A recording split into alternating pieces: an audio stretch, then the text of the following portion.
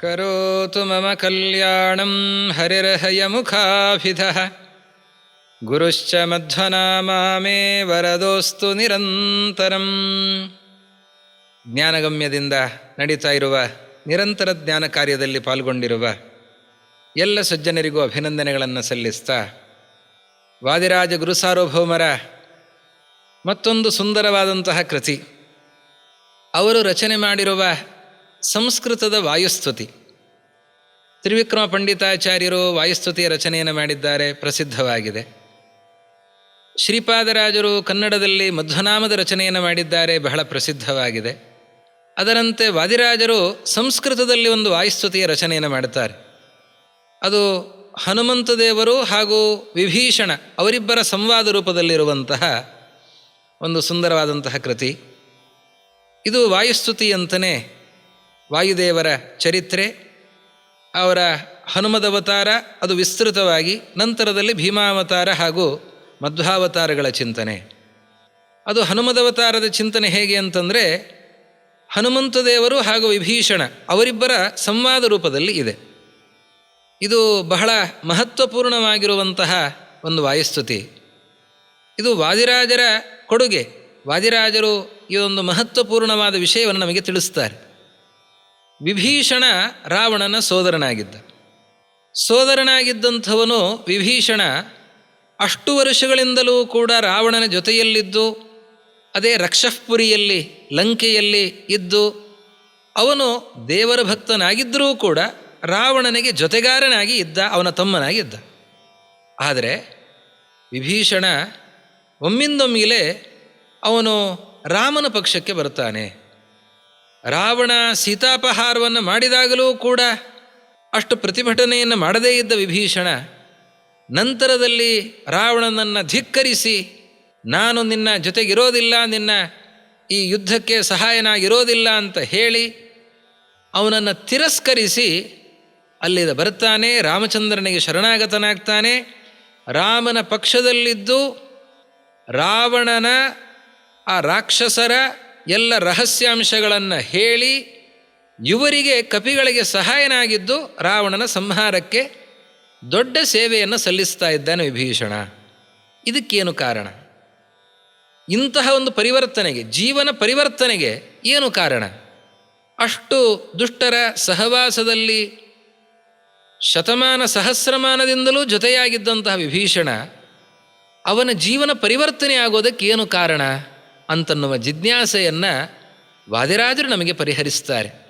ಅದಕ್ಕೆ ಮತ್ತಿನ್ನೇನೂ ಕಾರಣ ಅಲ್ಲ, ಹನುಮಂತ ದೇವರ ಹಿತನುಡಿಗಳೇ ಕಾರಣ.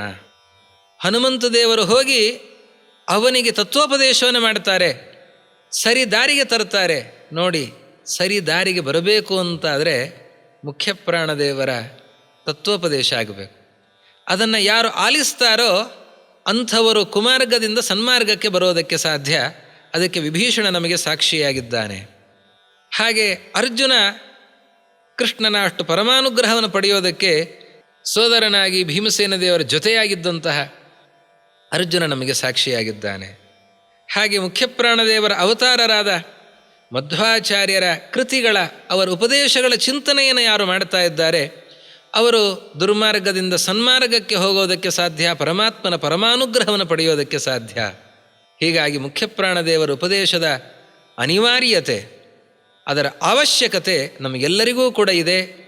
ಅದನ್ನು ಈ ವಿಭೀಷಣ ಹಾಗೂ ಹನುಮಂತ ದೇವರ ಸಂವಾದ ರೂಪದಲ್ಲಿ ಅದನ್ನು ತೋರಿಸಿಕೊಡ್ತಾ, ಅದು ಏನು ಸಂವಾದ ನಡೆಯಿತು, ಅವನಿಗೆ ಹೇಗೆ ಪ್ರಭಾವ ಆಯಿತು ಅನ್ನೋದನ್ನು ವಾದಿರಾಜರು ಹೇಳ್ತಾ, ನಾವು ಅಂತಹ ಮುಖ್ಯಪ್ರಾಣದೇವರ ಉಪದೇಶಗಳನ್ನು ಆಲಿಸಬೇಕು. ಅವರ ತತ್ವಗಳ ಚಿಂತನೆಯನ್ನು ನಾವು ಮಾಡಿ ಉದ್ಧತರಾಗಬೇಕು ಅನ್ನುವ ಕಿವಿ ಮಾತನ್ನು ವಾದಿರಾಜರು ನಮಗೆ ಈ ವಾಯುಸ್ತುತಿಯ ಮುಖಾಂತರ ತಿಳಿಸಿಕೊಡ್ತಾ ಇದ್ದಾರೆ. ಬಹಳ ಸುಂದರವಾಗಿರುವಂತಹ ಸ್ತೋತ್ರ ಇದು, ಅಷ್ಟೇ ಅರ್ಥ ಗಂಭೀರವಾಗಿರುವಂತಹ ಸ್ತೋತ್ರ. ಇದರ ಚಿಂತನೆಯನ್ನು ಚೆನ್ನಾಗಿ ಗುರುಗಳ ಅನುಗ್ರಹದಿಂದ ನಾವು ಮಾಡೋಣ ಅಂತ ಹೇಳ್ತಾ, ಕಸ್ಮಾದಸ್ಮದ್ವನಸ್ಯಾಂಘ್ರಿಪಚಯಮುದಯತ್ಪುಚ್ಛವಾನಚ್ಛಿನಸ್ತ್ವಂ ರಕ್ಷೋ ವೃಕ್ಷೋಗ್ರಹಸ್ತಸ್ಸು ಬಹು ಕಿಮವಧೀಃ ಕಿಂ ಬಲಸ್ತ್ವಂ ಬತಾದ್ಯ ಸಿಂಧುಂಚಾಂಧೂಕರೋಷಿ ಪ್ರವಿಶಸಿ ಪೃತನಾನ್ನಿರ್ಭಯೋ ದ್ವಿಡ್ಭಟಾನಾಂ ಚಿಂತಾ ಸಂತಾಪಕಾರಿ ದಶವದನ ಪುರಶ್ರೀಹರಃ ಕೋ ಹರೇ ತ್ವಂ. ವಿಭೀಷಣ ಹನುಮಂತನನ್ನು ನೋಡ್ತಾನಂತೆ. ಏ ಕಪಿ, ಯಾರು ನೀನು ಅಂತ ಕೇಳ್ತಾನೆ. ಹರೇ ಕಸ್ತ್ವಂ. ಹರೇ ಅಂತಂದರೆ ಕಪಿಯೇ. ಹರಿ ಅನ್ನುವ ಶಬ್ದ ಕಪಿಯನ್ನು ಹೇಳುತ್ತೆ. ಏ ಕಪಿ, ಯಾರು ನೀನು ಅಂತ ಕೇಳ್ತಾನೆ. ಅದನ್ನು ಕೇಳುವಾಗ ಹೇಗೆ ಕೇಳ್ತಾನೆ ವಿಭೀಷಣ? ಕಸ್ಮಾದಸ್ಮದ್ವನಸ್ಯಾಂಘ್ರಿಪಚಯ ಮುದಯತ್. ಈ ಇಡೀ ಸ್ತೋತ್ರ ಎಷ್ಟು ಸುಂದರವಾಗಿದೆ. ಈ ಮೊದಲ ಪದ್ಯದಲ್ಲಿ ಗಮನಿಸಬೇಕಾದ ಅಂಶ ಕಸ್ಮಾತ್ ಅಸ್ಮದ್ವನಸ್ಯಾಂಗ್, 2 4ನೇ ಅಕ್ಷರದ ಪ್ರಾಸ. ಕಸ್ಮಾದಸ್ಮದ್ವನಸ್ಯಾಂಘ್ರಿಪ ಮೊದಲನೇ ಸಾಲಿನಲ್ಲಿ. ರಕ್ಷೋ ವೃಕ್ಷೋಗ್ರಹಸ್ಥಃ ಸಿಂಧುಂಚಾಂಧೂ ಕರೋಷಿ ಚಿಂತಾ ಸಂತಾಪಕಾರಿ. ಆ 2 4ನೇ ಅಕ್ಷರಗಳ ಆ ಪ್ರಾಸ ಎಷ್ಟು ಸೊಗಸಾಗಿ ನಮಗೆ ರಮಣೀಯವಾಗಿ ಇದೆ. ಆ ಮಾತುಗಳಲ್ಲಿರುವಂತಹ ಓಜೋ ಗುಣ ಅದನ್ನು ನಾವು ಇಲ್ಲಿ ಗಮನಿಸಬಹುದು. ಏ ಕಪಿ, ಯಾರು ನೀನು? ಮೊದಲಿಗೆ ವಿಭೀಷಣ ಹನುಮಂತನ ಜೊತೆಯಲ್ಲಿ ಮಾತಾಡುವಾಗ ಮೊದಲಿಗೆ ಭಕ್ತಿ ಬರಲ್ಲ. ಮೊದಲು ಯಾರು ನೀನು ಅಂತ ಹೇಳಿ ಸಿಟ್ಟಿನಿಂದ ಮಾತಾಡಿ ಆಮೇಲೆ ಆ ವ್ಯಕ್ತಿತ್ವದ ಪರಿಚಯ ಆದಮೇಲೆ ತಲೆಬಾಗುವಂತಹ ಒಂದು ಸನ್ನಿವೇಶ. ಹಾಗೆ ವಿಭೀಷಣ ಮೊದಲು ಕೇಳ್ತಾನೆ, ಕಸ್ಮಾದ್ ಅಸ್ಮದ್ವನಸ್ಯಾಂಘ್ರಿಪಚಯ ಮುದಯತ್ ಪುಚ್ಛವಾನ್ ಅಚ್ಛಿನಸ್ತ್ವಂ. ಪುಚ್ಛವಾನ್, ಏ ಬಾಲದ ಕೋತಿ ಅಂತ, ಬಾಲವನ್ನು ಹೊತ್ತ ಕೋತಿಯೇ ಅಂತ. ಪುಚ್ಛವಾನ್ ಅಂತ ಹೇಳಿ ಅಂದರೆ ನೀನು ಮಾನವನೂ ಅಲ್ಲ, ದಾನವನೂ ಅಲ್ಲ, ನೀನು ಕಪಿ ನೀನು ಅಂತ, ಪಶುಗಣಕ್ಕೆ ಸೇರಿದವನು ಅಂತ ಒಂದು ತಿರಸ್ಕಾರದ ಮನೋಭಾವ ಅದರಲ್ಲಿ ಇದೆ. ಅಂದರೆ ತಿಳುವಳಿಕೆ ವ್ಯಕ್ತಿಯಲ್ಲ ನೀನು ಅಂತನ್ನುವ ಮನೋಭಾವದಿಂದ, ಆ ಮನೋಧಾಟಿಯಿಂದ ಮೊದಲ ಮಾತು ಹೊರಡುತ್ತೆ. ಪುಚ್ಛವಾನ್ ಕಸ್ಮಾತ್ ಅಚ್ಛಿನಃ. ಏ ಕೋತಿ, ಯಾಕೆ ನೀನು ಎಲ್ಲ ವೃಕ್ಷಗಳನ್ನು ಕಿತ್ತಿ ಹಾಕಿದ್ದಿ? ಅಸ್ಮದ್ವನಸ್ಯ ಅಂಘ್ರಿಪಚಯಂ, ನಮ್ಮ ಈ ಹೂದೋಟ ಏನಿದೆ ಅಶೋಕವನ, ಈ ತೋಟದ ಈ ವೃಕ್ಷಗಳನ್ನು ಒಂದೊಂದು ಮರಗಳನ್ನು ಕೂಡ ಬುಡ ಸಮೇತ ಕಿತ್ತು ಹಾಕಿದ್ದೀಯಲ್ಲ, ಯಾಕಂತಹ ಕೆಲಸವನ್ನು ಮಾಡಿದ್ದಿ? ಇಂತಹ ಅಧಿಕ ಪ್ರಸಂಗ ಕೆಲಸವನ್ನು ಯಾಕೆ ಮಾಡಿದ್ದಿ ಅಂತ ಅವನು ಕೇಳ್ತಾ ಇದ್ದಾನೆ. ರಕ್ಷೋ ವೃಕ್ಷೋಗ್ರಹಸ್ಥಃ ಸುಬಹು ಕಿಮವಧೀಹಿ. ಬಂದೆಲ್ಲ ನೀನು, ಬರ್ತಾನೆ ಈ ಮರಗಳನ್ನೆಲ್ಲ ಕಿತ್ತಿ ಹಾಕಿದೆ. ಕಿತ್ತಿ ಹಾಕಿದಾಗ ನಿನ್ನನ್ನು ಹಿಡಿಯೋದಕ್ಕೆ ಅಂತ ರಾಕ್ಷಸರು ಬಂದರೆ ಆ ರಾಕ್ಷಸರನ್ನೆಲ್ಲ ಹೊಡೆದು ಹಾಕಿದಿ. ಹೇಗೆ? ಒಂದು ಮರ ಹಿಡಿದು ವೃಕ್ಷೋಗ್ರಹಸ್ಥಃ, ಒಂದು ಮರದ ತುದಿ ಭಾಗವನ್ನು ಕೈಯಲ್ಲಿ ಹಿಡಿದುಕೊಂಡು ವೃಕ್ಷೋಗ್ರಹಸ್ಥಃ ರಕ್ಷಃ ಅವಧೀಹಿ, ರಾಕ್ಷಸರನ್ನು ಸಂಹಾರ ಮಾಡಿದ್ದಿ. ರಕ್ಷೋ ವೃಕ್ಷೋಗ್ರಹಸ್ಥಃ ಸುಬಹು ಕಿಮವಧೀಹಿ. ಏನು ರಾಕ್ಷಸರನ್ನು ಕೊಂದದ್ದು ಅಂದರೆ ಲೆಕ್ಕಾಚಾರ ಇದೆಯಾ? ಎಷ್ಟು ರಾಕ್ಷಸರನ್ನು ಕೊಂದಿದ್ದಾನೆ ಹನುಮಂತ? 80 ಕೋಟಿ ಯೂಥಪಂ ಪುರಸ್ಸರಾಷ್ಟಕಾಯುತಂ ಅನೇಕ ಹೇತಿ ಸಂಕುಲಂ ಕಪೀಂದ್ರಮಾವೃಣೋದ್ಬಲಂ. 88 ಕೋಟಿ ಸೇನಾ ನಾಯಕರು ಇರುವಂತಹ ಸೇನೆ. ನೋಡಿ ಸೇನೆ ಎಷ್ಟು ದೊಡ್ಡದು ಅಂತ. ಸೇನಾ ನಾಯಕರೇ 88 ಕೋಟಿ ಅಂತ. 80 ಕೋಟಿ ಯೂಥಪಂ ಅಂದರೆ ಸೇನೆ ಇನ್ನೆಷ್ಟು ದೊಡ್ಡದು. ಅಂತಹ ದೊಡ್ಡ ಸೇನೆಯನ್ನು ಏಕಾಂಗಿಯಾಗಿ ಹನುಮಂತ ಸಂಹರಿಸಿದ್ದು. ಅವರ ಪರಾಕ್ರಮ ಎಷ್ಟು ಅಮೋಘವಾದಂಥದ್ದು. ಎಂತಹ ಪರಾಕ್ರಮ ಅವರದ್ದು. ಮತ್ತು ಏನು ಆಯುಧ ಇದೆಯಾ ಅವರಲ್ಲಿ? ರಾಕ್ಷಸರಲ್ಲಿ ಎಲ್ಲ ಆಯುಧಗಳಿವೆ. ಅನೇಕ ಹೇತಿ ಸಂಕುಲಂ, ಅನೇಕ ಆಯುಧಗಳನ್ನು ಹಿಡಿದುಕೊಂಡು ಯುದ್ಧಕ್ಕೆ ಅಂತ ಬಂದಿದ್ದಾರೆ ಆ ರಾಕ್ಷಸರು. ಅವರೆಲ್ಲ ಆಯುಧಗಳ ಪ್ರಯೋಗವನ್ನು ಮಾಡ್ತಾರೆ. ಶಸ್ತ್ರಗಳ ಪ್ರಯೋಗ ಮಾತ್ರ ಅಲ್ಲ, ಅಸ್ತ್ರಗಳ ಪ್ರಯೋಗವನ್ನೂ ಮಾಡಿದ್ದಾರೆ. ಆದರೆ ಸುಬಹು ಅವಧೀಹಿ, ಅನೇಕ ರಾಕ್ಷಸರನ್ನು, ಅಷ್ಟೆಲ್ಲ ರಾಕ್ಷಸರನ್ನು ಇನ್ನು ಕೊಂದು ಹಾಕಿದೆಯಲ್ಲ, ಹೊಸಕಿ ಹಾಕಿದ್ದಿ. ಅದು ಹೇಗೆ? ವೃಕ್ಷೋಗ್ರಹಸ್ಥಃ, ಒಂದು ಮರವನ್ನು ಕೈಯಲ್ಲಿ ಹಿಡಿದು, ಯಾವ ಆಯುಧ ಇಲ್ಲ, ಏನಿಲ್ಲ, ಒಂದು ಮರವನ್ನು ಹಿಡಿದುಕೊಂಡು ಅದರಿಂದಲೇ ಹೊಡೆದು ಎಲ್ಲರನ್ನೂ ಕೂಡ ಕೊಂದು ಹಾಕಿದ್ದಿ. ಇಂತಹ ಒಂದು ಶಕ್ತಿ ನಿನ್ನಲ್ಲಿದೆ. ಯಾರು ನೀನು? ಆಶ್ಚರ್ಯ ಆಗ್ತಾ ಇದೆ ವಿಭೀಷಣನಿಗೆ. ಯಾರು ನೀನು? ಕಿಂಬಲಸ್ತಂಬತಾದ್ಯ, ನಿನ್ನಲ್ಲಿ ಇಂತಹ ಪರಾಕ್ರಮ ಹೇಗೆ ಬರಲಿಕ್ಕೆ ಸಾಧ್ಯ? ಇಂತಹ ಪರಾಕ್ರಮಿಯನ್ನು ನಾನು ನೋಡಲೇ ಇಲ್ಲ. ಇಂತಹ ಪರಾಕ್ರಮಿ ನೀನು ಹೇಗೆ ಇಂತಹ ಬಲವನ್ನು ಹೊಂದಿದ್ದಿ ಅಂತ ಕೇಳ್ತಾ ಇದ್ದಾನೆ. ಸಿಂಧುಂಚಾಂಧೂಕರೋಷಿ, ನೀನು ಇಲ್ಲಿಯವನಲ್ಲ, ದೂರದಿಂದ ಬಂದವನು. ಎಲ್ಲಿದ? ಲಂಕೆ ಎಲ್ಲಿದು ಬರಬೇಕು ಅಂತಾದರೂ ಸಮುದ್ರವನ್ನು ದಾಟಿಯೇ ಬರಬೇಕು. ಸಮುದ್ರವನ್ನು ದಾಟಿ ಎಲ್ಲೋ ದೂರದಲ್ಲಿದ್ದಂತಹ ಕೋತಿ, ನೀನು ಸಮುದ್ರವನ್ನು ದಾಟಿ ಬಂದಿದ್ದೀಯಾ? ಹೇಗೆ ಬಂದಿದ್ದಿ? ಸಮುದ್ರವನ್ನು ದಾಟೋದಕ್ಕೂ ಶ್ರಮನೇ ಪಡಲಿಲ್ಲ. ನೀನು ಸಮುದ್ರವನ್ನು ದಾಟಿ ಬಂದಿದ್ದಿ ಅಂತ ಗೊತ್ತೂ ಆಗದಂತೆ ಬಂದುಬಿಟ್ಟಿದ್ದೀಯ. ಈ ಸಮುದ್ರವನ್ನು ಯಾರೂ ದಾಟಲಿಕ್ಕೆ ಸಾಧ್ಯ ಇಲ್ಲ. ಇಲ್ಲಿರುವಂತಹ ಸಿಂಹಿಕೆ ಯಾರೇ ಬಂದರೂ ಹರಿದು ಹಾಕಿಬಿಡ್ತಾಳೆ. ಅದೇ ರೀತಿಯಲ್ಲಿ ದ್ವಾರದಲ್ಲಿ ಇರುವ ಲಂಕಿನಿ ಅವಳು ಸಂಹರಿಸ್ತಾಳೆ. ಎಲ್ಲರನ್ನೂ ಕೂಡ ಎದುರಿಸಿಕೊಂಡು ಬಂದಿದ್ದಿ. ಒಂದು ಕೋತಿ ಒಂದು ಬಾವಿಯನ್ನು ಹಾರೋದಕ್ಕೆ ಎಷ್ಟು ಶ್ರಮ ಪಡತ್ತೆ ಹೇಳಿ. ಈ ಕಡೆಯಿಂದ ಆ ಕಡೆ, ಆ ಕಡೆಯಿಂದ ಈ ಕಡೆ ಅದು ಹಾರ್ತಾ ಇರ್ತದೆ, ಅದಕ್ಕೊಂದು ಖುಷಿ. ಅದಕ್ಕೆ ಈ ಬಾವಿಯನ್ನು ಹಾರೋದು ಅಂತಂದರೆ ಕಪಿಗೆ ಭಾರಿ ಸಂತೋಷ. ಹಾಗೆ ಒಂದು ಕೋತಿ ಬಾವಿಯನ್ನು ಜಿಗಿಯುವಂತೆ ನೀನು ಸಮುದ್ರವನ್ನೇ ಜಿಗಿದು ಬಂದಿದ್ದಿ. 100 ಯೋಜನದ ಈ ಸಮುದ್ರವನ್ನು ಒಂದು ಸಣ್ಣ ಬಾವಿಯನ್ನು ಹಾರುವಂತೆ ಹಾರಿ ಬಂದಿದ್ದೀಯಲ್ಲ. ಸಿಂಧುಂಚಾಂಧೂಕರೋಷಿ ಪ್ರವಿಶಸಿ ಪೃತನಾಂ. ಇವತ್ತು ನಮ್ಮ ರಾಕ್ಷಸರ ದೊಡ್ಡ ದೊಡ್ಡ ಸೇನೆ, ಆ ಸೇನೆಯಲ್ಲಿ ಅನಾಯಾಸ ಪ್ರವೇಶ ಮಾಡ್ತಾ ಇದ್ದಿ ನೀನು, ಯಾವುದೇ ಭಯ ಇಲ್ಲ ನಿನಗೆ. ನಿರ್ಭಯೋ ದ್ವಿಡ್ಭಟಾನಾಂ ಚಿಂತಾ ಸಂತಾಪಕಾರಿ. ನಿನಗೆ ಭಯ ಇಲ್ಲ, ನಿನ್ನನ್ನು ನೋಡಿದ್ರೆ ಉಳಿದವರಿಗೆ ಭಯ ಆಗ್ತಾ ಇದೆ. ಇಲ್ಲಿ ಎಂಥೆಂಥ ರಾಕ್ಷಸರಿದ್ದಾರೆ, ಎಂಥೆಂಥ ಕ್ರೂರರಾಗಿದ್ದಾರೆ, ಎಷ್ಟು ಭಯಂಕರರಾಗಿದ್ದಾರೆ. ಅಂಥವರಿಗೂ ಭಯವನ್ನು ಹುಟ್ಟಿಸಿದವನು, ಅವರ ಎದೆಯಲ್ಲೂ ನಡುಕವನ್ನು ಉಂಟು ಮಾಡಿದಂಥವನು ನೀನು. ದ್ವಿಡ್ಭಟಾನಾಂ ಚಿಂತಾ ಸಂತಾಪಕಾರಿ. ದ್ವೇಷಿಗಳಾದಂತಹ ಈ ಭಟರ, ರಾಕ್ಷಸ ಭಟರ ಸಂತಾಪಕ್ಕೆ ಕಾರಣನಾಗಿದ್ದಿ, ಅವರ ಚಿಂತೆ ಕಾರಣನಾಗಿದ್ದಿ. ಈ ಕಪಿಯನ್ನು ಹೇಗೆ ಹಿಡಿಬೇಕು, ಎಲ್ಲಿ ಹಿಡಿಬೇಕು, ಹೇಗೆ ಅವನನ್ನು ಕಟ್ಟಿ ಹಾಕಬೇಕು, ಅವನನ್ನು ಹೇಗೆ ಕೊಲ್ಲಬೇಕು ಅಂತ ಈ ರಾಕ್ಷಸರೆಲ್ಲ ವಿಚಾರ ಮಾಡ್ತಾನೇ ಇದ್ದಾರೆ. ಆಗ್ತಾ ಇಲ್ಲ, ತಲೆ ಕೆಟ್ಟು ಹೋಗಿದೆ, ಅವರಿಗೆ ತಾಪ ಉಂಟಾಗಿದೆ, ಮೈ ಬಿಸಿಯಾಗಿದೆ, ಅವರಿಗೆ ತಲೆ ಬಿಸಿಯಾಗಿದೆ, ಮೈ ಬಿಸಿಯಾಗಿದೆ. ಇದಕ್ಕೆ ಕಾರಣನಾಗಿದ್ದೀಯಾ ನೀನು. ಇಂಥವನು, ಎಂಥ ಪರಾಕ್ರಮಿ ನೀನು. ನಿನ್ನ ನೋಡಿದರೆ ಆಶ್ಚರ್ಯ ಆಗ್ತಾ ಇದೆ. ದಶವದನ ಪುರಶ್ರೀಹರಃ. ಇಡೀ ಲಂಕಾಪಟ್ಟಣದ ಒಂದು ಕಾಂತಿಯನ್ನು ಕಳೆದು ಹಾಕಿಬಿಟ್ಟಿಯಲ್ಲ ನೀನು. ಲಂಕಾಪಟ್ಟಣ ಏನು ಕಂಗೊಳಿಸ್ತಾ ಇತ್ತು, ಎಂತಹ ಶೋಭೆ ಇತ್ತು. ಆ ತೋಟಕ್ಕೆ ಹೋದಿ, ಆ ಹೂದೋಟದಲ್ಲಿರುವ ಮರಗಳನ್ನೆಲ್ಲ ಕಿತ್ತು ಹಾಕಿದಿ, ಅದನ್ನೆಲ್ಲ ನಾಶ ಮಾಡಿದೆ. ಬಂದಂತಹ ರಾಕ್ಷಸರನ್ನೆಲ್ಲ ನಾಶ ಮಾಡಿದೆ, ಎಲ್ಲರನ್ನೂ ಕೂಡ ನಾಶ ಮಾಡ್ತಾ ಇದ್ದೆ.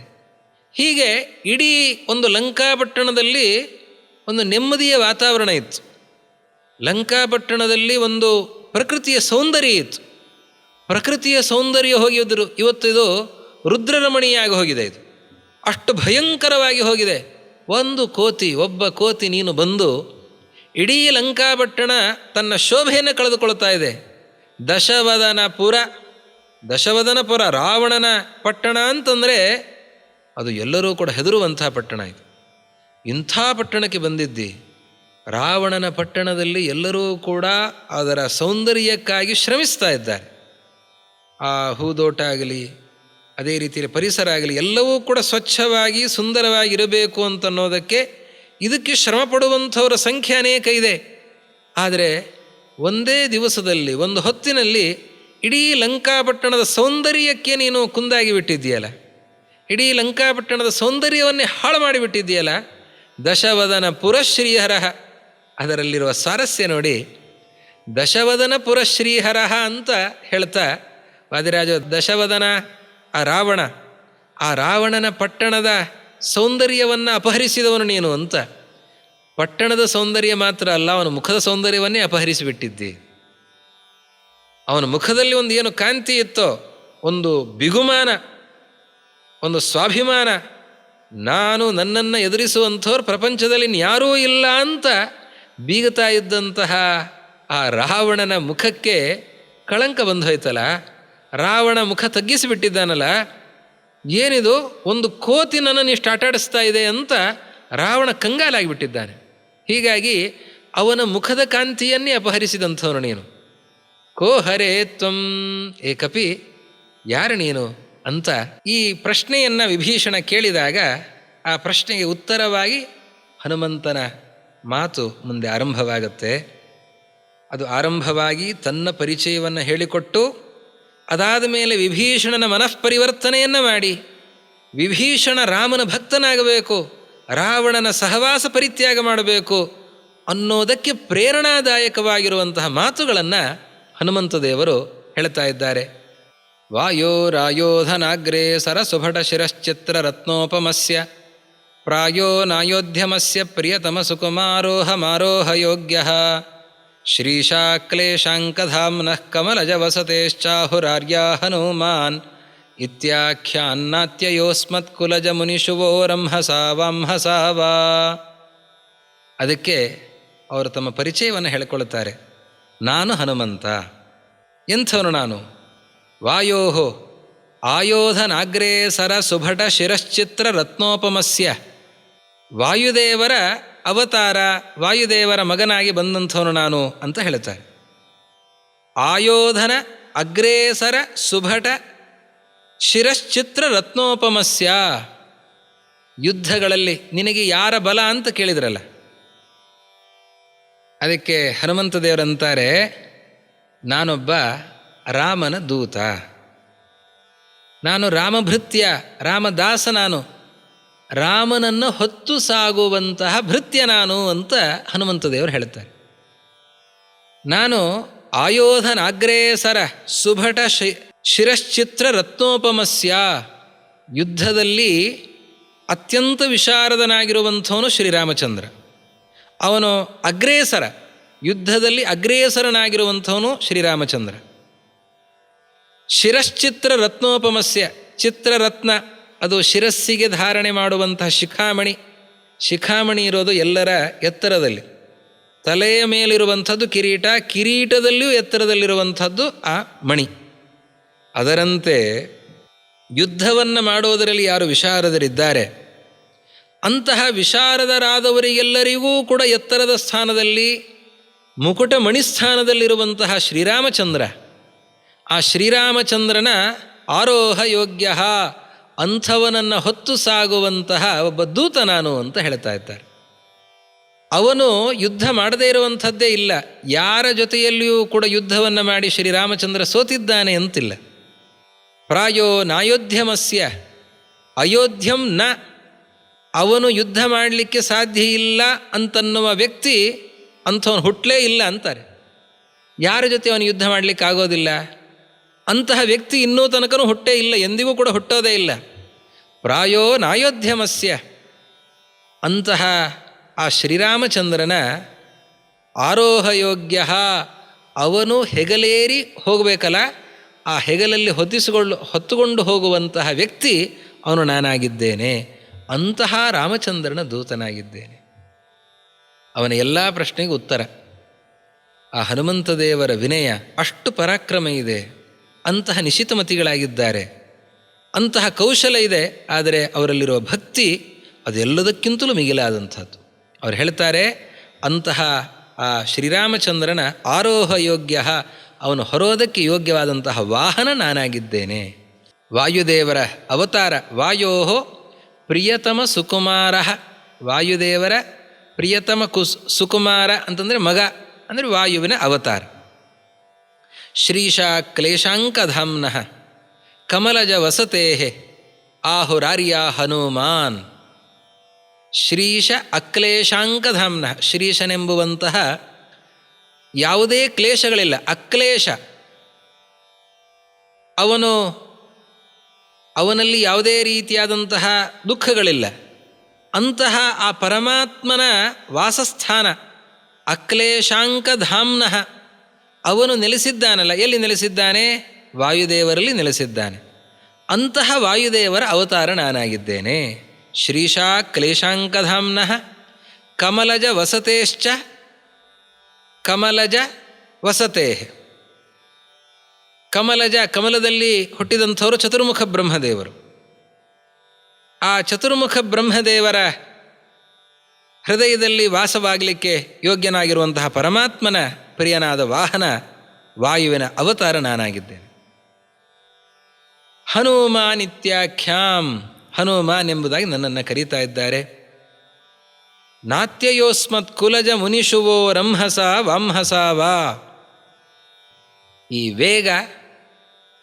ಈ ವೇಗಕ್ಕೆ ತಡೆಯೇ ಇಲ್ಲ ಅಂತ ಹೇಳ್ತಾ ಇದ್ದಾರೆ. ನಮ್ಮಲ್ಲಿ ಇರುವಂತಹ ವೇಗ, ಈ ವಾಯುದೇವರ ವಾಯುವೇಗಕ್ಕೆ ಎಣೆ ಎಲ್ಲಿದೆ? ಅದಕ್ಕೆ ಎಣೆಯೇ ಇಲ್ಲ, ಅದಕ್ಕೆ ತಡೆಯೇ ಇಲ್ಲ, ಪಾಪವೇ ಇಲ್ಲ. ನಿಷ್ಕಲ್ಮಶರಾದಂಥವರು ವಾಯುದೇವರು.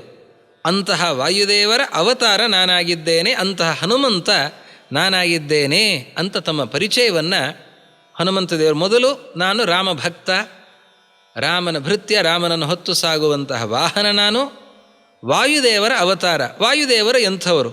ನಿಷ್ಕಲ್ಮಶರಾದಂಥವರು, ಪರಮಾತ್ಮನ ಭೃತ್ಯರಾಗಿದ್ದಾರೆ. ಅಂತಹ ವಾಯುದೇವರ ಅವತಾರ ನಾನಾಗಿದ್ದೇನೆ ಅನ್ನೋದನ್ನು ತಿಳಿಸಿಕೊಟ್ಟಿದ್ದಾರೆ.